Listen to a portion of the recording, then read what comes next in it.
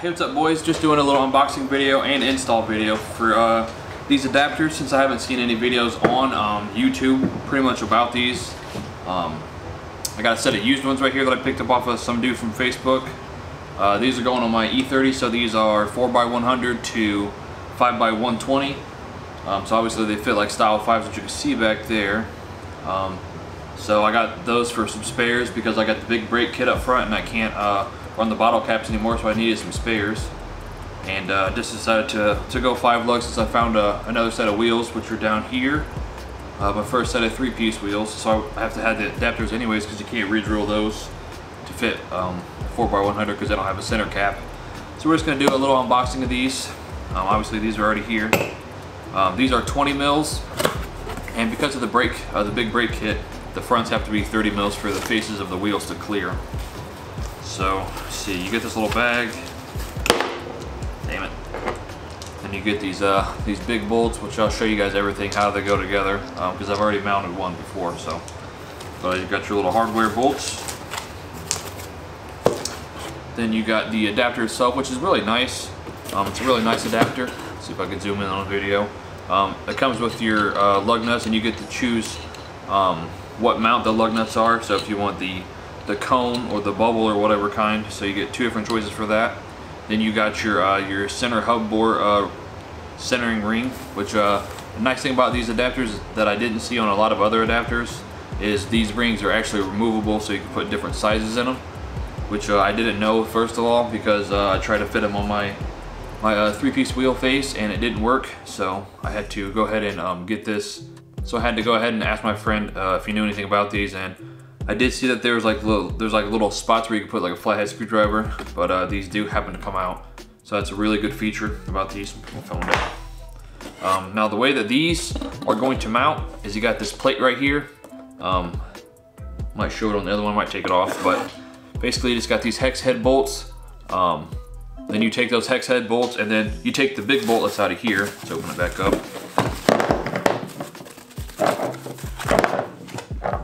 You take this bolt, which is the flathead bolt, after you take this little panel off back here, and then this is the bolt that's going to go in this, which I said I'll show you guys in the install section, but that's going to go to your factory, your factory stud. So this will be the 4x100 bolt, and then you get bolted to those two, so it pretty much secures it to the adapter itself. And then obviously you got your other 3 holes, and then that's what these bolts are for. So you go ahead and put those and torque them down, and then it's pretty easy. And then like I said, these are removable, so I'll get this 20 out right here. It's on the bottom, because I already took it off. So basically these just got 2 rubber O-rings inside of them. So you pretty much just pop them out, because like I said, let's see if we can zoom in on the video, but there are 3 spots right here that you can be able to pry this up and just pry it off with like a flathead screwdriver.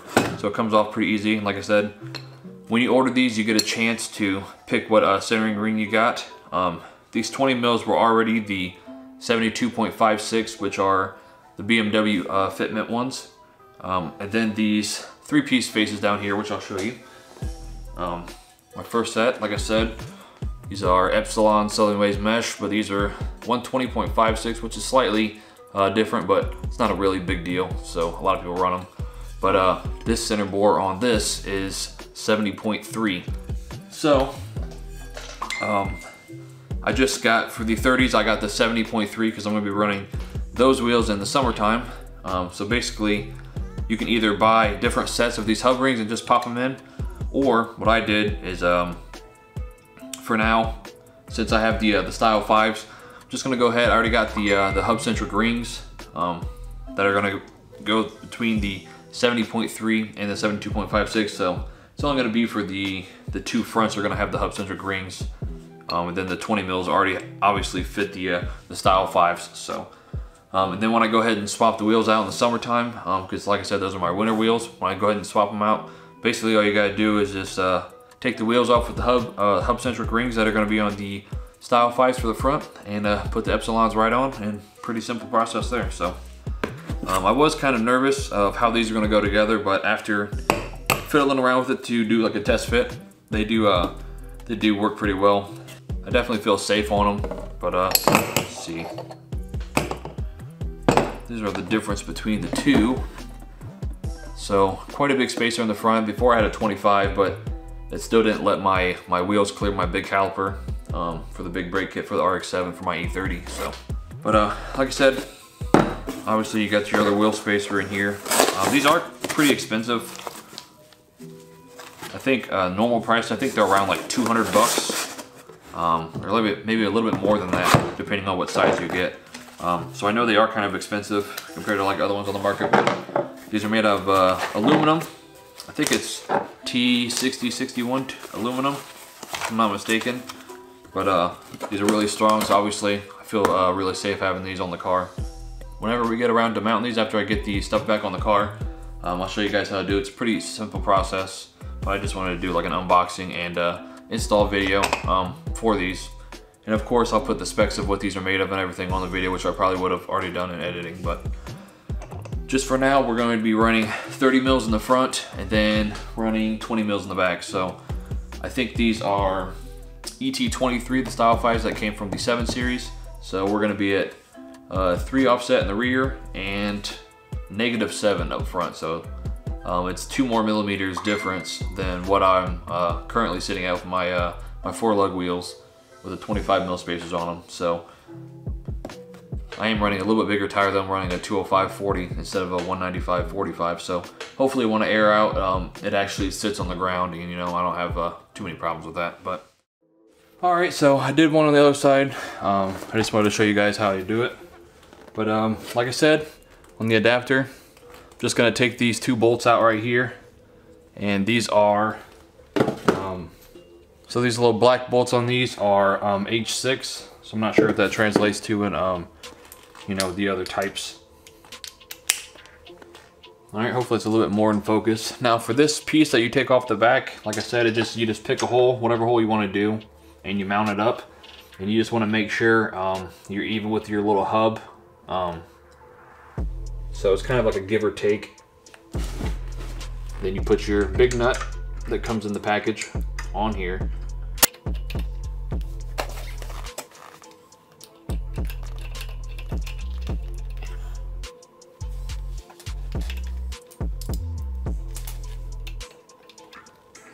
Now I'm not sure what it is in the H measurements or whatever for those pieces, but for this one, I just got a 5/16. You just want to make sure that's straight, because it does fit in the adapter pretty tight. So I'm gonna go ahead and tap this on. I'm not sure what you would torque these to, but I'm just gonna torque them to 90 for both of these, for those and the rest of the bolts that go in the hub itself. So I'll torque this one. Now we're gonna try to see if it's gonna fit and line up, because obviously that's the main thing. Let me get a little dead blow hammer. All right, like I said, this is gonna be the most annoying part, trying to get this to line up inside of this little, obviously the chamfer that's cut out of this adapter itself. So just kind of a give or take situation.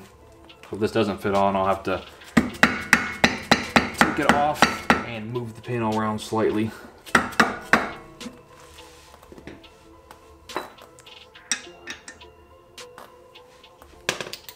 Looks like she's not getting on there, so I'm gonna take this off and adjust it a little bit.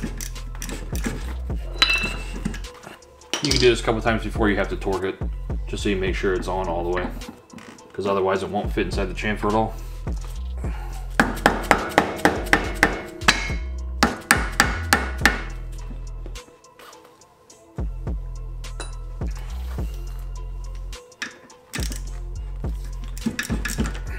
This is honestly probably the most annoying part of the install, just to try to get that lined up. All right, she's finally on there. Now you can go ahead and torque her down.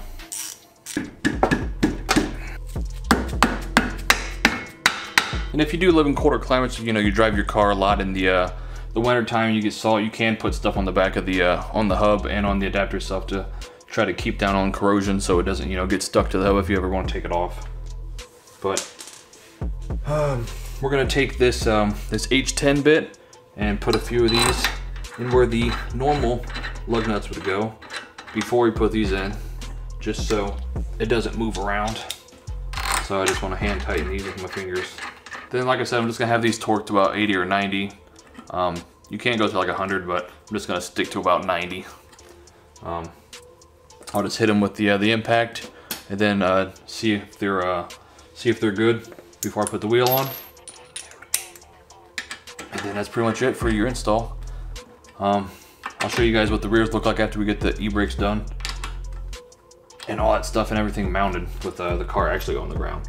So hopefully they'll be here pretty soon. So the next clip, well, after I show you guys what the wheel looks like, at least on the car, the next clip will be all the wheels on the ground and the car on the ground. So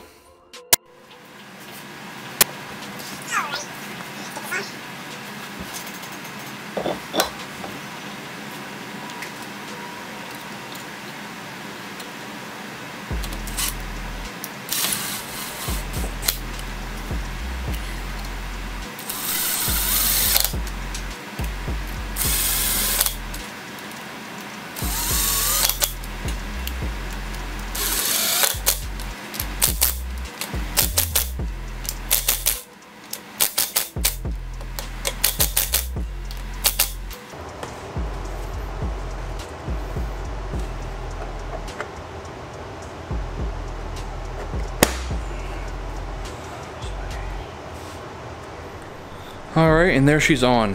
I think these are gonna look pretty sick, honestly. Of course, it's gonna be lower. The only thing I'm worried about is just the fitment, but that has nothing to do with the adapters. That's just what I had to run to clear the calipers.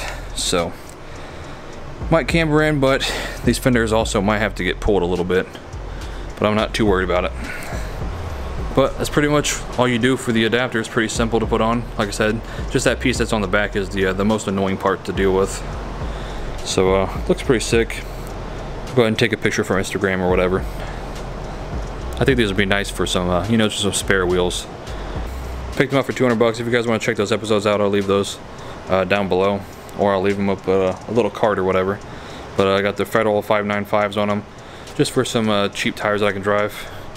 I think it's pretty cool because you can see the big Mazda RX-7 caliper back there. So I think that's pretty tight. Whenever the rear gets done and I put those adapters on, I'll show you what the car looks like on the ground and maybe aired out. See what we're gonna have for the fitment. And that'll be the end of this episode. So, alright guys, so as you can see, this side's done. I did adjust my shocks, even though it doesn't have anything to do with this episode, but I adjusted the shocks, so when I air up, the car should be up here. So hopefully when we air out tomorrow, it still airs out as low as it was before. If not, I'll have to adjust the shock because I changed it by like an inch, because I still had it to when I was set to my static ride height.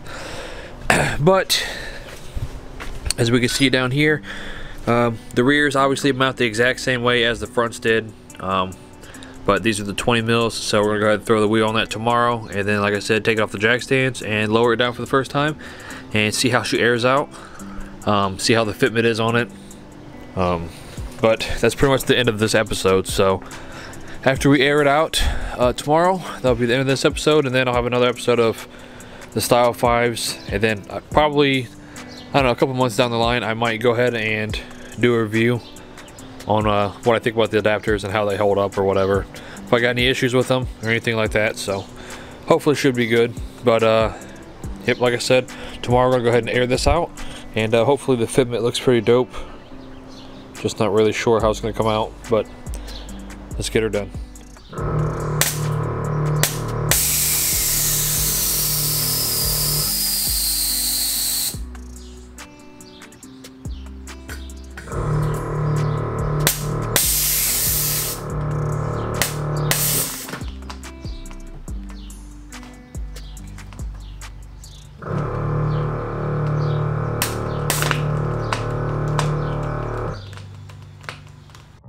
Alright, so I think the problem was I had this thick cardboard on the bottom of the car, so maybe I can air out a little bit farther on this side.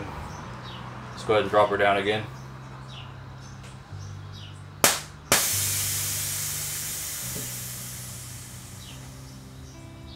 There we go, hugged right over that fender, boy.